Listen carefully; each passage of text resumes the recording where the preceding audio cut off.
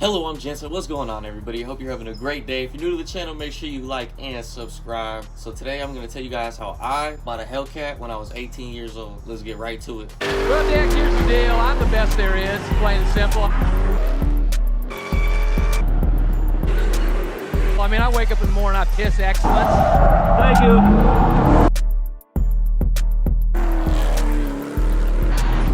And nobody can hang with my stuff.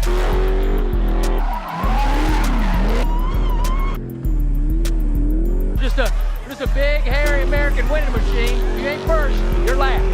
You know what I'm talking about? Alright, so before we get into the Hellcat, I gotta start off with all the buckets that I used to drive before the Hellcat. My very first car when I was about 15 years old was a 1997 Chevy Astro van. It used to be like a family car, but it was parked on the side of the house for probably 5 years until I was able to drive. At the time, I ended up selling my dirt bike that I had to put a transmission into the Astro van, which was why it was sitting on the side of the house for so long and no one drove it. So after 5 years of it sitting, I had to rebuild the transmission so it was able to run and drive. I had two 15s in the back and I would just load up all my friends because I had the third row seating so I could fit like 8 people in there or whatever, and it didn't have a center console either, so you can like damn near have people sitting on the floor. So that car was hella fun, I'm not gonna lie. I've always kind of wanted another Astro van, but like upgrade the interior and go crazy on it. So maybe one day when I'm hella rich, I'm gonna buy a Chevy Astro van and LS swap it or do something funny with it. During this time I started working at UPS as a little seasonal worker just to be able to pay for gas and all that type of stuff in the Astro van, because gas wasn't that bad in that thing. I think it was $45 to fill it up and it lasts like 2 weeks, something like that. It had a really big tank on it. And then I drove that till I was about 16 and a half, 17, yeah, like 17, something like that. I went and bought the Fox body from Sideshow Tone. Me and Tone known each other since I was like 13, 14 years old, so me and bro go way back. When I bought the Fox body, it wasn't complete, like it wasn't running or anything. I had a few different people work on it, got it all running and driving, but it kept having problems, like just real race car problems. It was fully built, it had AFR heads, MSD ignition. It was a 5.0 302 block, but it was machined to a 347 stroker. So it was a stroked out motor and it had probably like mid 400 horsepower. And the funny thing was it was a 5-speed. And that was the first car that I ever learned how to drive a clutch in. It was kind of funny learning how to drive stick in like a fully built Fox body, but I made it happen. But that's probably one of the reasons why I'm really good at driving stick today, because that thing had, I think it was a stage 2 clutch, and that's what I learned on.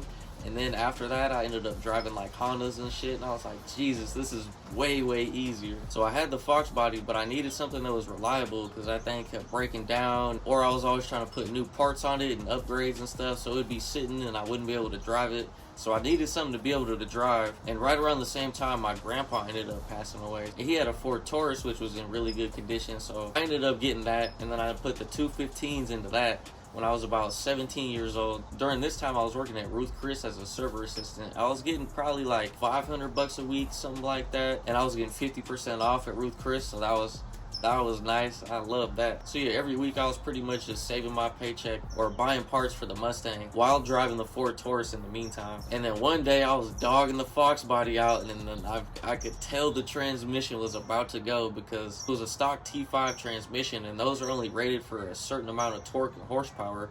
I think the limit was 400, and the car was just a little bit above that. And one day, banged second gear and was doing second gear donuts. And then after the second gear donuts, I went to go into third, and that shit was grinding and all type of stuff. So I ended up selling the Fox body when I was probably 17 and a half. No, I was probably 18, 17 and a half, almost 18. And I hate that I sold it, because that thing was hella built, and all I really needed to do was replace the transmission, but I was tired of replacing stuff on the car. So I ended up selling it for like $5,500, which is stupid, because you can't even get a hatchback roller with no motor and transmission for $5,500 now. And especially the spec that was, it was like an icy blue. I forgot the exact exterior paint, but it had full black leather interior that was perfect, no rips or tears or nothing. So that's one car that I really miss selling. So a few months after selling the Fox body, I quit at Ruth Chris, so I wasn't working there anymore. I didn't have a job at the time, but I had a little bit of money saved up, so I was looking at dealerships, going around looking at Hellcats and stuff, and obviously all the dealerships were like, nah, can't let you test drive it, blah blah blah, you're gonna need someone to co-sign you because you don't have a long line of credit, all this shit. So I'm like, alright, let me try this one last place. And this last place was Elite Motor Cars in Concord, Concord, California, right? So I go there, and this is when the old owner owned the spot. So I go in, and they had a black Charger Hellcat, black interior, red seat belts with a sunroof that was sitting on the showroom floor, and I was looking at it, liked it, loved it, and basically he said he wouldn't sell it to me. Like, even though that I had the money,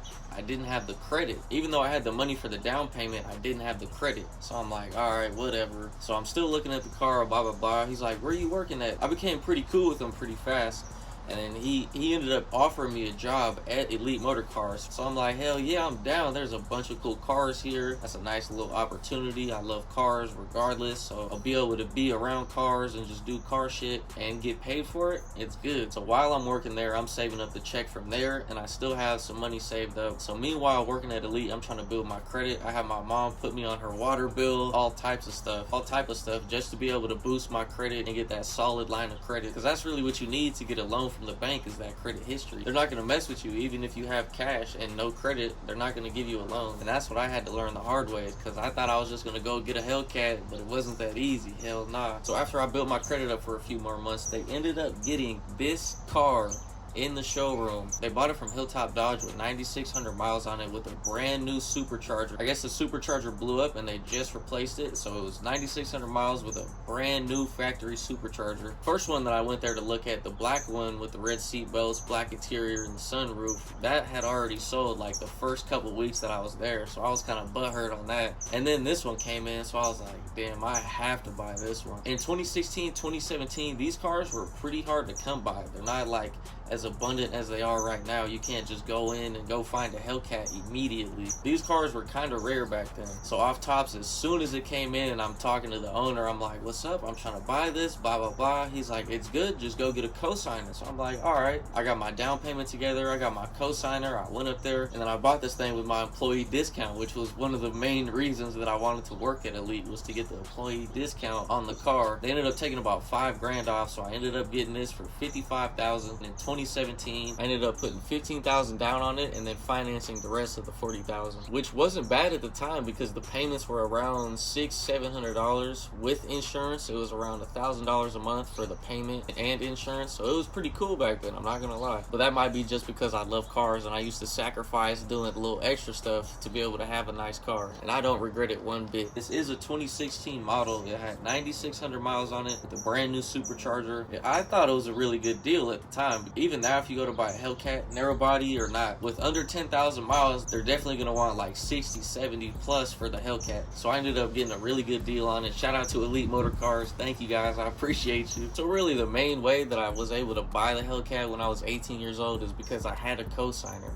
If you don't have credit, you're not going to be able to buy a new car. You can't go into the dealership unless you have all cash. But if you pay all cash when you're that young, it's kind of a red flag, especially if you're doing other things. I'm kind of leaving a key factor out of the story of how I got so much money when I was younger, but I'll be telling you guys about that real soon. As soon as we make the behind the scenes channel, I'm going to do a full interview on there. There's going to be a bunch of real detailed information that a lot of people want to know. So make sure you guys stay tuned for that. That channel's coming next month. So be sure to go subscribe to that channel when it drops. So that's pretty much going to be the end of this video. Thank you guys for watching. I appreciate it. I hope you enjoyed listening how I got the Hellcat. I obviously didn't start with the Hellcat. It was not my first car. The cars before had no AC, slipping transmissions, all that type of stuff. So I had to struggle before I had AC. You see what I'm saying? I get a lot of messages of young kids like 16, 17 trying to get a Hellcat for their very first car, and that's a big step, I'm not gonna lie. I really would recommend starting yourself off with something that's a little bit cheaper, less to maintain, less on gas. But I know how it was and I know how it is, and cars are life. I love these things and I'm gonna pay however much I have to have fun in these things, so it doesn't really matter.